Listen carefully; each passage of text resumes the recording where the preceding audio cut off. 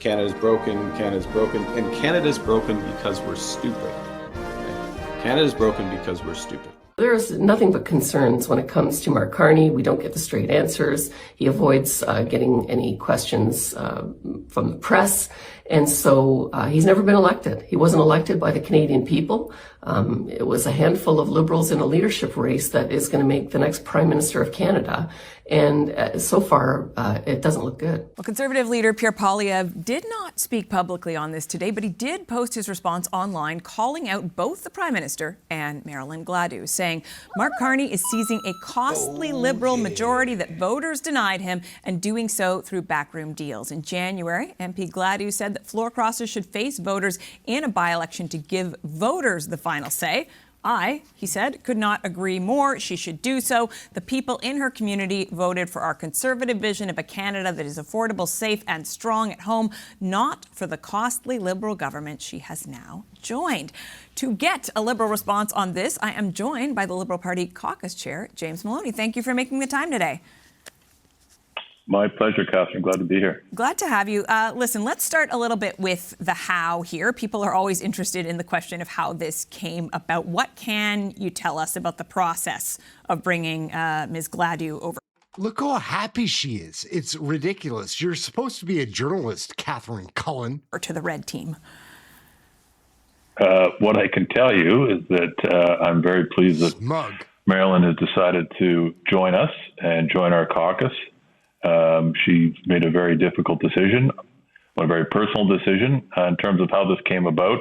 I spoke with Marilyn this afternoon, and I simply welcomed her to the team, offered her any support she would need, onboarding. How it happened? I think what happened, and I don't know this because I wasn't part of the process, I think that Marilyn looked at the Prime Minister, looked at the circumstances that the country is facing right now and the challenges we're having to deal with. And as Rosie just said, she saw serious leadership and she decided to make the move and join the governing Liberal Party. We heard Artificial Intelligence Minister Evan Solomon saying he had been talking to her for some time. Do you know who else was involved in the effort to bring her over? I honestly don't. I wasn't involved in the process, but I'm happy to have her on board. So those who talked to her obviously had some very fruitful conversations and some difficult conversations too, because, these decisions are not easy to make. For Marilyn to make this decision after 10 years being a Conservative member of Parliament, it doesn't happen overnight. I mean, this is something she obviously gave long, thoughtful deliberation to.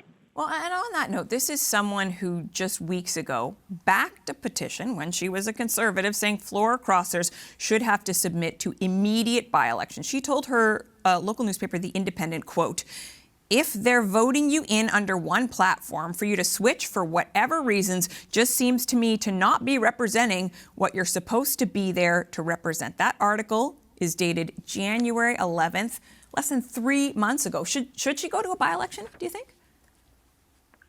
Look, she's free to make the choice that she did. She made that choice. Our system provides for this. We've seen in the past, in my first term after 2015, Leona Alice Lev crossed the floor to the Conservatives, and you didn't hear these type of accusations and complaints and things that you're hearing now. Sure you did. And it's the same thing we heard when the previous members crossed the floor. So none of this rhetoric we're hearing from the other side comes as any surprise to me. Well, in this case, it's not so much rhetoric from the other side. It's a quote from her saying that by-election should be the case and that this hurts public trust, basically. So I wonder if you can see how that... Fair enough. Yeah. So what would you say to voters about that? Find me a member of their caucus right now who has said anything different than what their leader says. She was a member of their caucus at that time, so it doesn't surprise me. Look, Marilyn, I'm sure she'll be happy to chat with you in the days to come, and you can ask her these questions. But I don't think you'd read anything into that at all. It's not just her views on floor crossings. I'm curious, you talk about, we've heard a lot about the size of the Liberal tent today as she is brought in. She previously had to apologize for comments she made during the pandemic where she compared COVID to polio. She supported the Freedom Convoy. She criticized the Liberals' use of the Emergency Act. Doesn't that put her a bit out of step with the rest of your caucus, James Maloney? Look, we have a big caucus, got bigger today by one, and we have lots of different views on lots of different subjects. So, and that's what makes our caucus function so James Maloney has a little caucus. well, quite frankly. You have different views. I mean, my opinions aren't held by every one of my colleagues in the Liberal caucus, and I don't share all of their opinions either. So we welcome different perspectives and we welcome different views. But at the end of the day, we emerge with a consensus, and that consensus is what forms our policy and what drives this government. And Marilyn understands that. She's had conversations with the Prime Minister leading up to the announcement today, and I don't foresee any problem going forward with her not only supporting but wholeheartedly endorsing what the government's doing. This is a decision she made. She obviously thought about these things before the announcement was made today. I guess there's a question, though, too, about where the Liberals stand. She had previously voted to ban sex-selective abortions. Now, under Justin Trudeau, all new Liberal MPs had to vote to support abortion access. Has that policy changed under Mark Carney? This party has stood by this. The Liberal Party is the party of the Charter of Rights and Freedoms. That hasn't changed. It will never change. But I'm trying to ask new MPs. I know. I understand. And Marilyn Gladu is now a member of this caucus, and she will support that view and continue to support that view. So I don't have any concerns in that respect either. Okay, I do want to be crystal clear here because this is an emotionally charged subject. You're saying that if anything that comes to abortion, Marilyn Gladu and anyone else who would join the Liberal ranks has to be supportive of abortion access, maintaining or expanding it. Well, I'll say it again. The Liberal Party is the party of the Charter. When it comes to a woman's right to choose, time and time again, it's no secret where our party stands. It's no secret where I stand. So I don't think there's any misunderstanding here whatsoever. Well, I'm really not trying to belabor this. I really am trying to. I hear your point. You're about the Charter, but I'm saying the rules for MPs are then that they have to support this. I am a member of the Liberal Party. She is a member of the Liberal Party. We are a party of the Charter. We support a woman's right to choose. I don't know how much more clear I can be than that. Okay. Your party also brought NDP MP Laurie Idlout on board. You know that Dolly Begum, former NDP MPP, provincially in Ontario, running for you right now in Scarborough Southwest. There are Liberals out there today on social media who are questioning just how big the tent is getting. If at some point the Liberal Party's values get a little bit diluted, what would you say to folks about that? I don't know who said what, but as the caucus chair and as a member of this caucus for 10 plus years now, the bigger the tent, the better. The more ideas we have to exchange, the better outcomes you have. So whether it's Marilyn or other recent additions to the caucus, or what I hope to be new additions to the caucus on Monday, and we'll find out Monday evening, I think that's all a very positive thing. What about before Monday? James Maloney, you think there's any chance we're going to see any more floor crossers before this by-election? Hey, you can always hope, right? That's your every day brings new surprises, right? So. I do want to say, just in closing, Rosie was talking about the numbers a minute ago. Obviously, a majority government seems to be within the Liberal grasp, particularly given the fact that these two Toronto area ridings are Liberal strongholds. So, what would you say to folks about what you think is going to be different on the other side of when you're looking at a majority government? It's a perfectly fair question. It's reasonable for people to ask that. But I think if you've been watching the Prime Minister and watching the way he's been governing, he's driven by results. I don't think the approach he's going to take is going to be any different on Tuesday than it was last Tuesday. He's doing what's in the best interest of this country. That's what, when he ran to be Prime Minister, that's what was his very clear outline of his agenda, and he's following through on that. So I don't expect Tuesday to change. The numbers will change.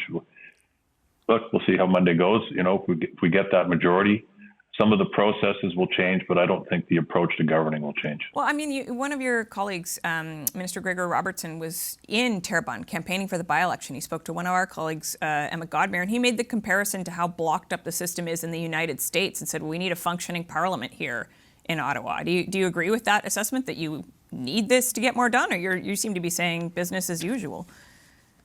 Well, no, I'm talking about the agenda. I'm talking about the Prime Minister's approach. Mm-hmm. He's not sidestepping issues because of the number of seats we have. He's moving forward with this agenda. But Minister Robertson's absolutely right. I mean, all you need to do is look at our committee structure and the functioning of those committees. Without a majority on those committees, there's obstruction after obstruction after obstruction. I've spent more time listening to filibusters than I have to reasonable debate in the last few months.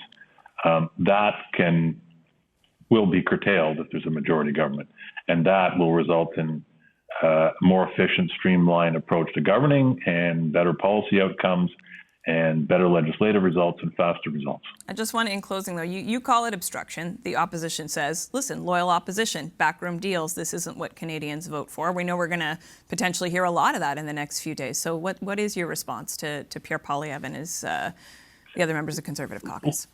Look, loyal opposition to meaning putting forward an alternative approach, suggesting, a different way of governing, perhaps, some amendments to legislation. I've been listening to hours and hours and hours and hours of debate, people saying the same thing over and over again. And some of it, it's not constructive opposition. It's not opposition at all. It's obstruction.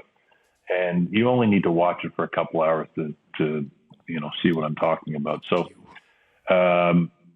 look, ask Marilyn, ask anybody on the opposition benches. I will sit down, and I do sit down regularly with colleagues from all parties, and I'll have a conversation about anything, anytime. That's constructive opposition. What we're talking about is useless obstruction, and that's what we've been seeing, and that's going to come to an end because Canadians don't have time for that, especially with what we're facing, the challenges we're facing right now. Yeah. Okay, we are going to leave it there. Thank you very much for your time today. James Maloney, Liberal Caucus Chair. Appreciate it. She was popular. Even if Mark Carney were to have an election today, she probably would have won as a Conservative. So I'm not quite sure what this is a sign of. I will say that from what I've read about this lady, she would be more at home in Maxime Bernier's party than she is in a party that welcomed another floor crosser from the left side of the political spectrum in Laurie Idlout. I said it before, I will say it again. Tell me what this says about the values of the Liberal Party. Canada's broken, and Canada's broken because we're stupid. Okay?